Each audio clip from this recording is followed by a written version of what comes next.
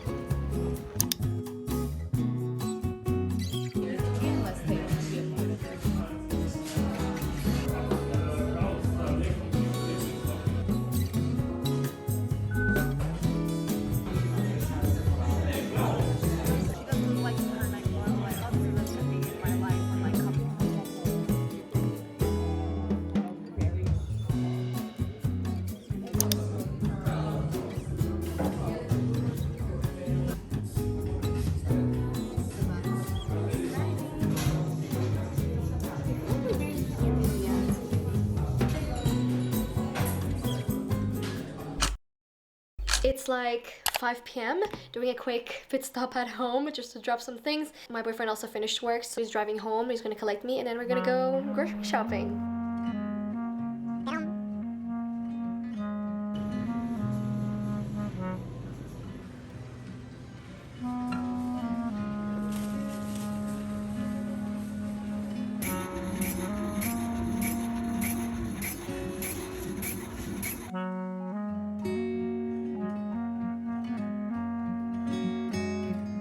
The best bag, personal.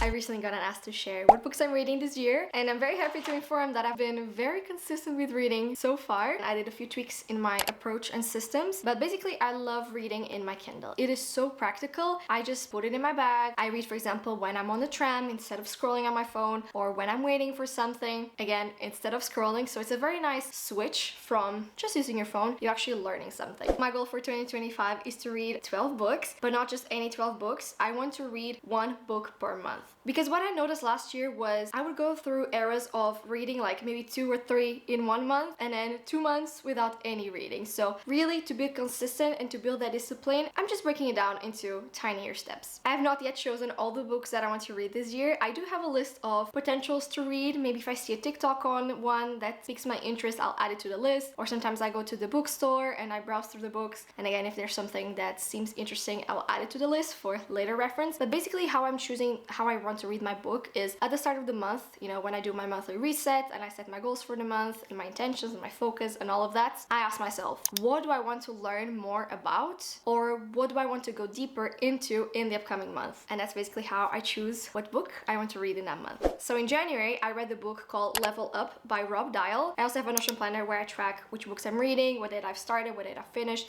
I also add some ratings. I think for this one, I added a 3 stars out of 5. It is a good book, but honestly, personally, it just felt like too much of everything they already know. So it touches a lot on things like productivity, setting goals, building habits, things like that. So for me, it was just a bit of a repetition of stuff that I already know. But at the same time, I guess it's also a nice reminder for myself. Yeah, I think I gave it like a 3 out of 5. In February though, I read a really, really good one. So in February, I read a book called Mind Magic by Dr. James Doty. I decided to read this one because I came across a podcast by Mel Robbins with Dr. Doty, and in his podcast, he was explaining manifestation in such a scientific way, very rooted on the science, very rooted on the neuroscience specifically. And I was just like, this is great, because manifestation is so powerful, but there are just so many woo-woo explanations out there. And being a science girl myself, especially with my background being in neuroscience and positive psychology and all of that, I had to read this book. So for this one, I think I gave it a 4.5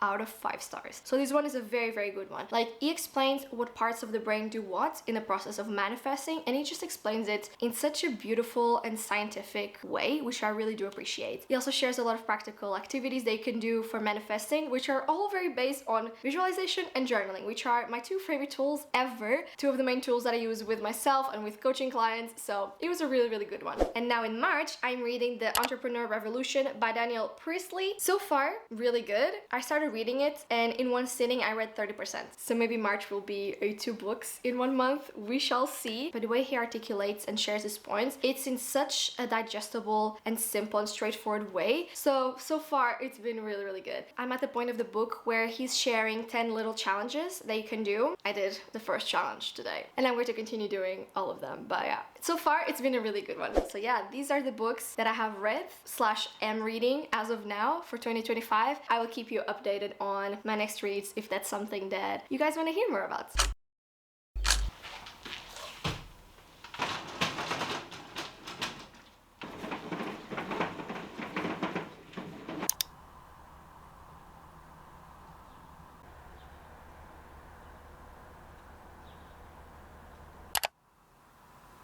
G'day. This meditation is about unlocking the power of simplicity, eliminating unnecessary distractions, and honing in on what truly matters is what gives you clarity as to where to focus your energy and which actions to take.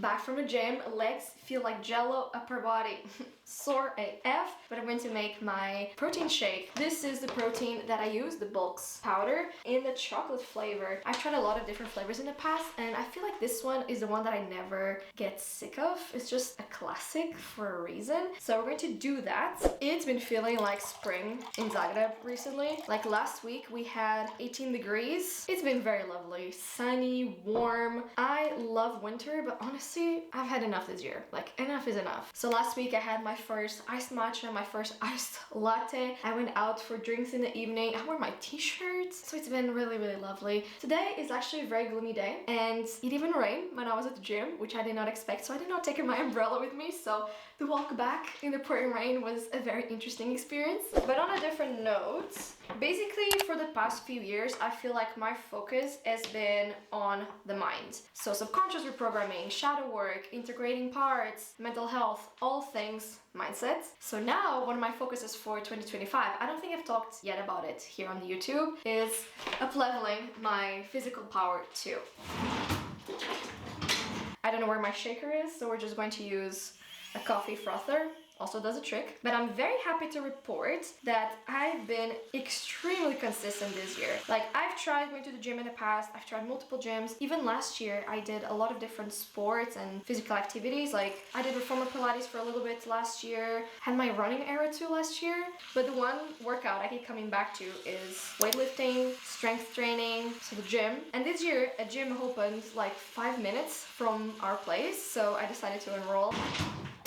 My approach with this goal and trying to be consistent, fully consistent this time with working out and going to the gym, I've actually implemented a few different things, and I think that is precisely why now consistency actually feels easy. And that's the thing that I was talking on my Instagram stories actually. Who made you believe that consistency has to be hard? Or what made you believe that being consistent needs to be a very challenging thing? I'm asking this because I know consistency is a big challenge for most people, at least for example for my coaching clients. A lot of challenges come down to not being able to stay consistent, so we get to the root cause of that. So I want to extend a little invitation to you to actually challenge the belief that you have that consistency has to be hard. Most of the time consistency feels hard because we are trying to do everything at once, or we are trying to follow a routine that we saw some random girl do on Instagram, or we are overwhelming ourselves with a massive list of to-dos that actually are not even aligned with what we deeply desire. Honestly, like, as long as you have a clear vision and you have a good system and plan in place, and then we have the mindset aspect on top of that, like your mind needs to support you instead of stop you as well. But if you have these things together, consistency actually gets to be easy and it gets to be flowy. For example, one of the things I've implemented about going to the gym this year, I've tried in the past to be a morning gym girly, so I've been to the gym at like 6 a.m., which was not really for me. I've also tried going after work, so at like 5-6 p.m., which was also not for me. So what did I try this year? Going during my lunch break.